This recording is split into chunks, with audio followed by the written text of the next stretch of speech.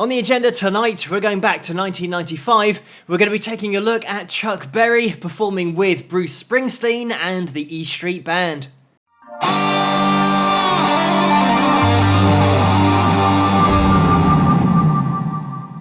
Hello, Phil here from Wings of Pegasus, and welcome to another analysis video. If you enjoy this video, please give it a thumbs up and subscribe. So let's get everybody up on screen. What we're going to be doing is watching it the whole way through. As always, there's going to be a link in the description below, so you guys can click on that if you want to watch it multiple times. But we'll watch it all the way through, and then we'll jump into the analysis afterwards. But let's see how they all get on.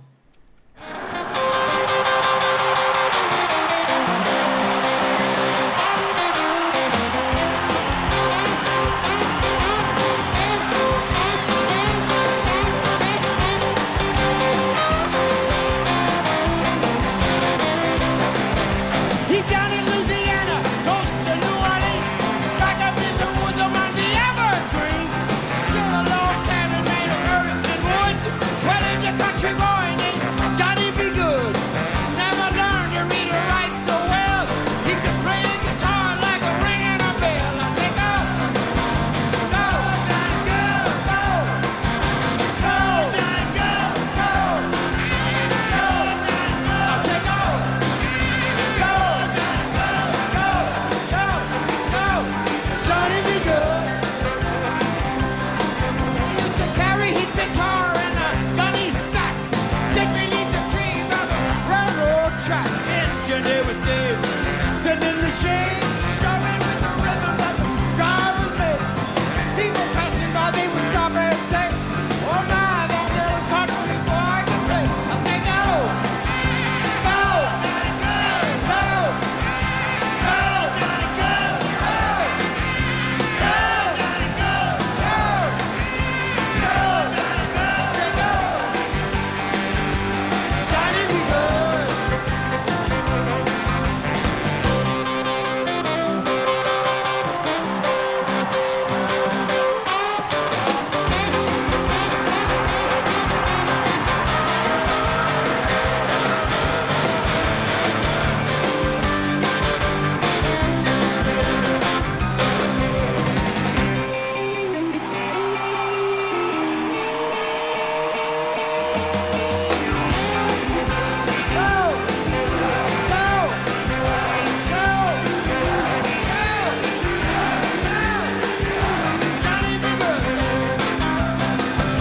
His mother told him someday you're gonna be a big man. You'll be the leader of a big old band. Many people coming from miles around. If you play rock when the sun go down, maybe someday your name will be in lights. And Johnny B Goode, you know to say go, go, Johnny, go, go, Johnny, go, go, Johnny, go.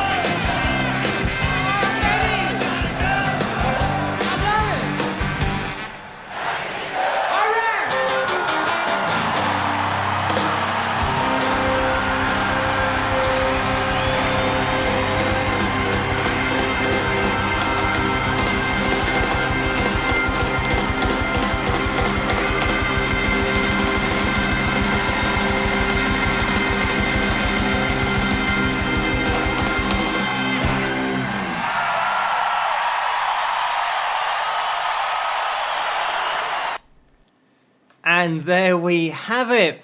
I love at the end the way that Chuck Berry wants Bruce to end the song, but then Bruce doesn't want to end the song because he thinks that Chuck should be ending his own song. But Bruce finally does give in and gives the cue to end. But what a great performance, just such fun. And this is what music's all about, just having fun with it. There are times where you're going to have more serious content and more serious lyrical content, but sometimes it's just all about getting together, having a party, having some fun, and looking at Bruce's face throughout this performance. You can just focus on Bruce because I'm sure that he would have just loved to have been in the audience watching Chuck Berry perform live, but he's on the same stage. And you can see in his face that he can't quite believe it, that he's that close, and he's getting to see it firsthand on the same stage. So there's a great mark of respect, and that happens at the end when you're talking about finishing the song, like we've just mentioned. Having that respect there, the mutual respect, but that they both want each other to finish the song. And it's that level of professionalism throughout the whole band. I mean, everyone is spot on here. It is so tight. Talking about the key and the way that Chuck, during this performance, is 69 years of age, but he hasn't made any concessions on the key of the song because we are in C. And you'll be able to see him playing it down here, the bottom. At the bottom of his guitar, 3rd fret, and we'll have a little look at it in a second, just the size of Chuck Berry's hands, which are just crazy, but then he also just move up to his C position, like that, a little bit later on, but his hands just make the guitar almost look like a banjo or a ukulele, because they're so big. I think most people would agree that this is one of the most iconic riffs of all time. As soon as it starts up, you just know it's Johnny B Goode. You don't even need to get that far into it. Once you've got this, even just that first section, you are into it. And as you can hear, I'm probably a little bit quiet. That's a bit better, but I'm quite clean here, tone-wise, and Chuck is clean in this performance as well. So once you've got that little run into it, the other thing about Chuck, because his hands are so big, when he plays through that first part, he actually plays that with his 2nd finger, whereas, because I've got smaller hands, I'd have to use that 3rd finger, but stretching over, just that little rundown. Everybody knows that note for note, and there's very few riffs and songs that you can say that about where the population as a whole know what it is. But, Chuck Berry is such a fantastic artist, guitarist, but someone who put all of the showmanship side into the performance as well. And when you have the dark walk going on as well, everybody erupts, but it's having fun with the performance and pairing that with technical ability.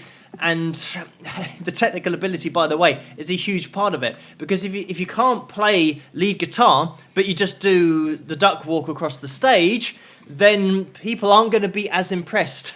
The great showman always had the technical ability to do something that is quite difficult anyway without the showmanship added in there. So that's what makes it so special. What we'll do, because it's quite a short video for tonight, we'll work our way through it again, and I'll jump into it, have a look at Bruce's face as well, because there is a picture throughout this performance, but let's jump into it again.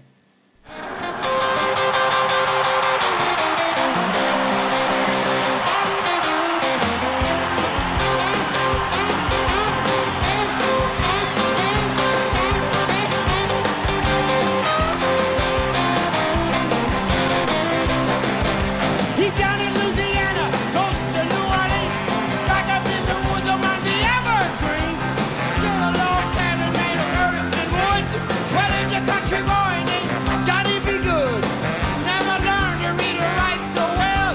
He could play a guitar like a ringing. I'm just going to stop it there because you can see the Chuck's in his C position down at the bottom here. And I really have to kind of lean into it to get the stretch in there, but no such problems for Chuck.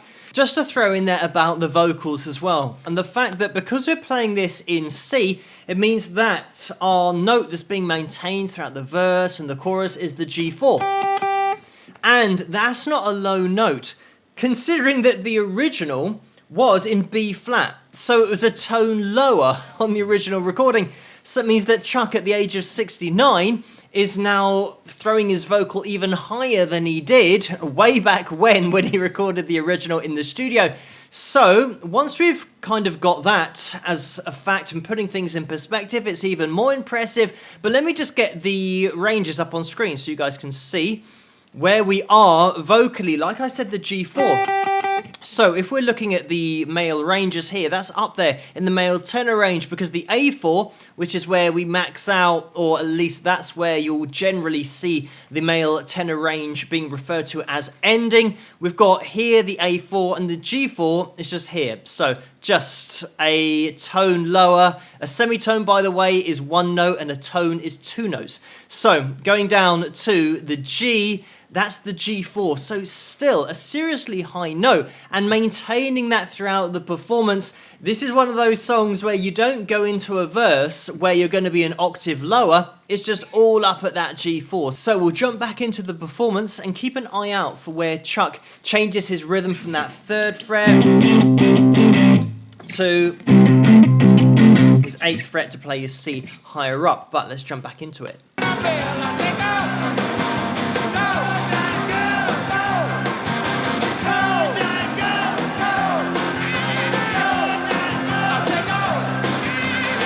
Listen to the way that that saxophone just dives in there, makes such a difference.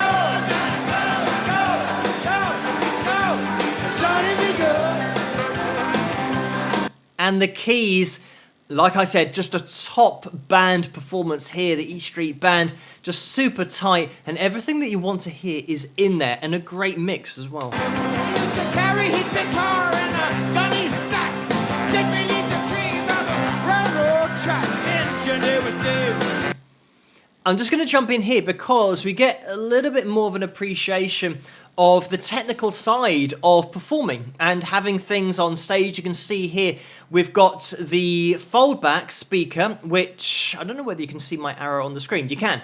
So this is the foldback speaker, and this is pointed back towards the band and the drummer so that they can hear all of the other instruments going on. Because if you imagine, when you've got the back line of amps, you'll have the drummer in the middle of that, and the amps are generally going to be in front of the drummer, or at least level with him, and he's not going to be able to hear anything because all of the sound's getting pushed out to the crowd. And that's going to be the same for these speakers when you're performing in a stadium like this. The speakers are going to be at the front of the stage as well. So you've got to get the sound of the band back to the band so that they can hear each other, so they can keep that tightness. And here we've got the foldback. It might be the case that sometimes drummers have their own foldback. So just to the side of them, they'll have that blaring out next to them because drums are very loud, so hearing it is quite difficult. But here you can see they've got the foldback for the band. The foldback for Chuck is over here, and you'll see another one here and another one off to the side here, and this is where Bruce will be hearing his vocals from. So this is going to be playing back generally a high mix of vocals so that you can hear your own voice. Nowadays with in-ear monitors, it means that the foldback isn't quite as important because you can hear your voice in your ears, but some artists don't like to do that. They like to go old school and have the foldback being played back in front of their face so that they can hear their voice, and that'll be a very vocal heavy mix. So this will be back, and you can, not that it's going to be needed in this particular song, but the lyrics that are shown on screen to the performers. And that's something that you'll see all the time with live performances. There are screens that show the performer the lyrics to their own song. Remember Paul McCartney saying that because he's got hundreds of songs, sometimes he just needs that to remember it because of the amount of words. If you think about the amount of words that he's remembering in his head, sometimes they can just get lost in a performer's head, and surely it's going to be understandable for a guy like Paul McCartney and Chuck Berry. But I mean, this is such a well-known song. Chuck never looks at the screens, he's just into the performance. But you'll find this kind of thing going on all the time. There was, I can't remember which video it was on recently, but I didn't point it out, but at the back of the arena the performance was, there was a big screen where the lyrics were being shown during the songs, and then they'd disappear in between the songs. So it means that whenever everybody's into the performance watching the artist, when the artist is looking out to the crowd, they've got a big screen showing the words for their own song. But let's jump back into it. Sitting in the shade.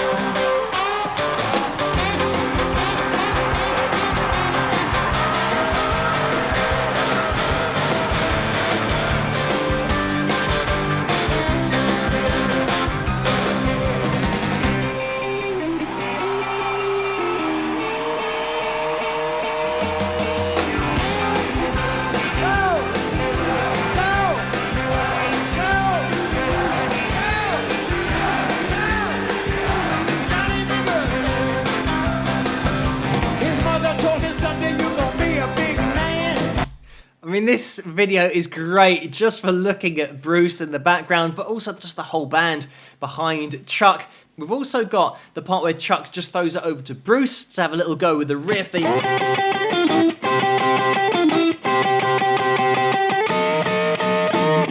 he kind of does a little bit of the bends there and getting into the...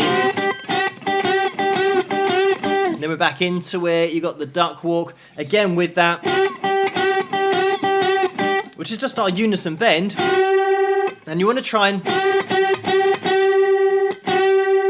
match up those notes. Now, the thing is, with a bridge like this on the Fender Strat, it's gonna be... You can hear how the B string now goes flat. If I go...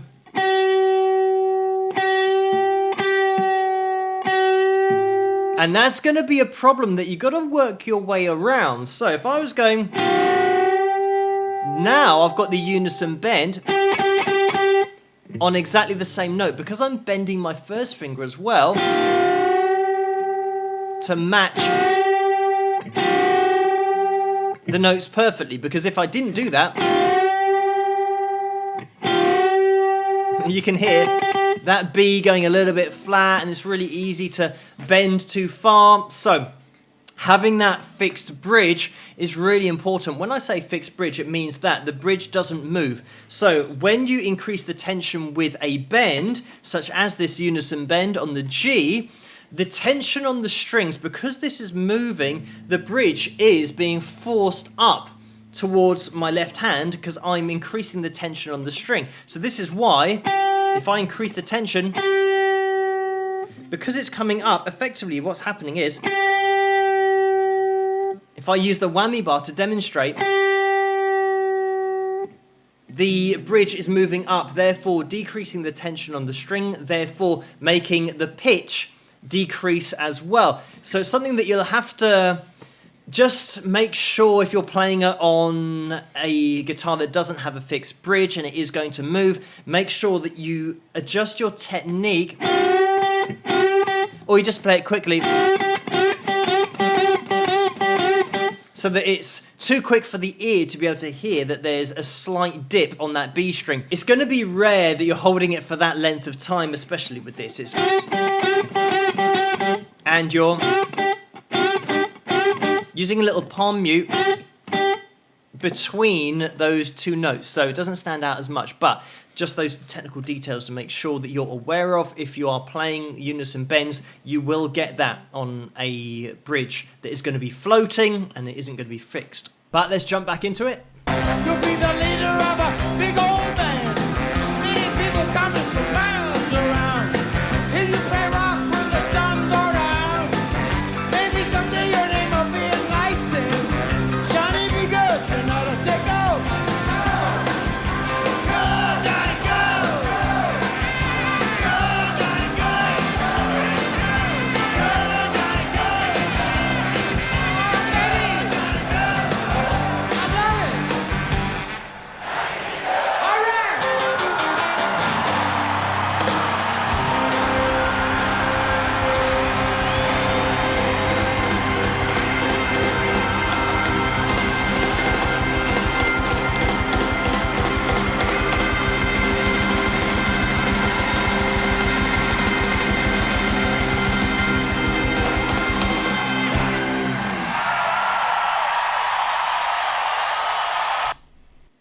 And there we have it. The other thing is the crowd interaction and breaking down that invisible wall, as I always say, getting the crowd on stage with you and being part of the performance. And we've certainly got that here. It's all inclusive and just a great feel-good song. And it's one of those that guitarists love to play as well because of the technicalities of the riff. It's not an easy one to play, but the fact that once you get your hand in position, you've got so much that you can do with it. But this is one of those videos that just makes you feel good when you watch it, seeing different generations of musicians as well, the mutual respect on stage. But I know that Bruce is just looking at Chuck in awe here, as I'm sure the rest of the band are and the crowd are, but then Chuck's got that mutual respect for the band and for Bruce.